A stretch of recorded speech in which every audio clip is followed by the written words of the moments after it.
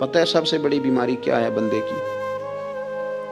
خوفناک علامت کیا ہے دل کے بیمار ہونے کی؟ کہ کوئی بندہ بیماری میں ہے اور ادھر ایک بندہ اس کو دیکھ کے خوش ہو رہا ہے. کسی کو زوال آ گیا ہے، کاروبار ڈوب گیا ہے اور یہ دیکھ کے خوش ہو رہا ہے. مر گیا ہے اس کا دل، مردہ ہے، اندر کوئی دل نہیں. اب یعنی ایک بندہ رسوا ہو گیا اور یہ خوش ہو رہا ہے، دیکھا میں نے نہیں کہا تھا. جب کوئی کسی کی رسوائی، کمزوری اور کسی کے زوال پر راضی ہونے لگے تو پھر سمجھ لے کہ اس کا حال اتنا برا ہو گیا ہے کہ اب یہ اخلاقی طور پر مردہ زندگی گزار. ہمارا اب یہ حال ہے کہ ہم لوگوں کے دکھوں پر ہنسنے لگے. ہم کسی کے ہاں کوئی شخص تکلیف میں آتا ہے تو ہم اس کو کہکہوں میں اڑاتے ہیں. یارو زندہ قومیں یہ کام نہیں کرتی، زندہ قومیں یہ کام نہیں کرتی. میرے نبی پاک صلی اللہ علیہ وسلم نے فتح کے موقع پر بھی گردن کو جھکا کے بتایا کہ جب رب عروج دے تو پھر اللہ کی بارگاہ میں جھک جایا کرو. کسی شخص کے پتہ ہے ایک حدیث سنو، یہ مسلم شریف میں موجود ہے. حضور نے فرمایا ایک بندہ گناہ کرتا تھا، پھر اس نے توبہ کر لی.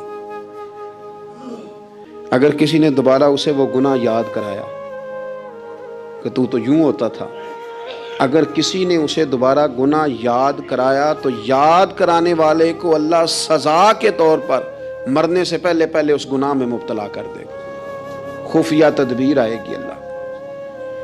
جس کو اللہ نے معاف کر دیا، زمین آسمان بھول گئے، فرشتوں کے دفتر سے اس کا گناہ محو کر دیا گیا، تو نے کیوں یاد رکھا؟ لیکن ہمارے دل اس طرح کے ہیں، خیر کی خبریں نہیں دیتے. ہم خیر کی خبر نہیں دیتے، مثبت بات نہیں کرتے. ہمارے رویے دوسروں کے بارے میں سخت ہیں. یعنی بہو سے داماد سے اختلاف ہو گیا، پھر اس نے معافی مانگ لی، پھر ہم نے معاف کر دیا، پھر ایک سال کے بعد دوبارہ لڑائی ہوئی تو پچھلی بات دوبارہ یاد کرنی چاہیے تھی. اس کی تو معافی دے دی تھی آپ نے، لیکن آپ نے پھر یاد کر لی وہ بات. اس کا مطلب ہے آپ نے صلح کی تھی، دل صاف نہیں کیا تھا. دل جب آپ صاف کر لیں تو پھر معاملہ ختم ہو گیا. پھر آپ پھر نکال پھینکے ساری چیزیں. مسند امام احمد بن حنبل میں حدیث ہے، حضرت انس بن مالک رضی اللہ تعالیٰ عنہ کہتے ہیں میں بھی بیٹھا تھا، حضرت عبداللہ ابن عمر رضی اللہ تعالیٰ عنہ بھی حضور کی بارگاہ میں بیٹھے تھے. نبی پاک صلی اللہ تعالیٰ علیہ وسلم نے فرمایا ابھی ایک شخص تمہارے پاس آنے والا ہے، تیاری کر لو، آنے والا جنتی ہے.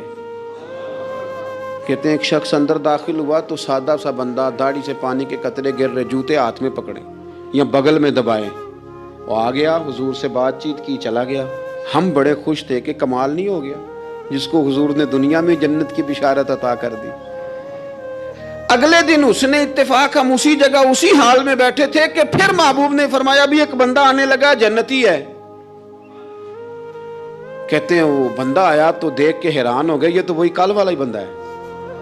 اسی طرح داڑھی سے پانی کے قطرے گر رہے ہیں، جوتے اس کی بغل میں آ کے بیٹھ گیا. تیسرے دن اللہ کی قدرت ہم وہیں بیٹھے تھے، پھر حضور نے فرمایا بندہ آنے لگا، زیارت کر لو، تیاری کر لو، بندہ جنتی ہے. وہی بندہ آیا جو پہلے 2 دن آیا تھا. حضرت عبداللہ ابن عمر کہتے ہیں کہ وہ حضور سے کوئی بات چیت کر کے جانے لگا تو میں اس کے پیچھے ہو گیا. میں نے اس کو جا کے سلام کے بعد کہا کہ یار میں تیرا مہمان بننا چاہتا ہوں، 3 راتوں کے لیے رکھ لو گے؟ اب محلہ بھی ایک، شہر بھی ایک. اس نے کہا جی ٹھیک ہے، آ جائیں، جو میرے پاس روکھا سوکھا ہوگا پیش کر دوں گا. فرماتے ہیں 3 راتیں 3 دن میں اس کے پاس رہا. میں جاننا چاہتا تھا کہ کون سی ایسی عبادت کرتا ہے جس کی وجہ سے 3 دن حضور نے جنت کی بشارت اس کے لیے دی، اعلان فرمایا. کہتے ہیں میں نے کوئی غیر معمولی چیز نہیں اس کے اندر دیکھی، کوئی انوکھی عبادت نہیں دیکھی. عشاء پڑھتا، فجر تک سویا رہتا، میں تہجد کے وقت اٹھتا، نفل پڑھتا. 3 راتیں یہ ہوتا رہا. ہاں جب وہ کروٹیں بدلتا تو اللہ اکبر اللہ اکبر کہتا. باقی وہ سویا ہے، فجر میں اٹھا ہے. صدقہ بھی خاص نہیں اس نے دیا، خیرات بھی میں اس سے زیادہ کرتا رہا، مجھے کوئی خاص چیز نظر نہیں آئی. تیسرے دن میں جانے لگا تو میں نے اسے کہا یار سن، مجھے کوئی ضرورت نہیں تھی تیرے گھر میں قیام کرنے کی، میرا گھر قریب ہی ہے.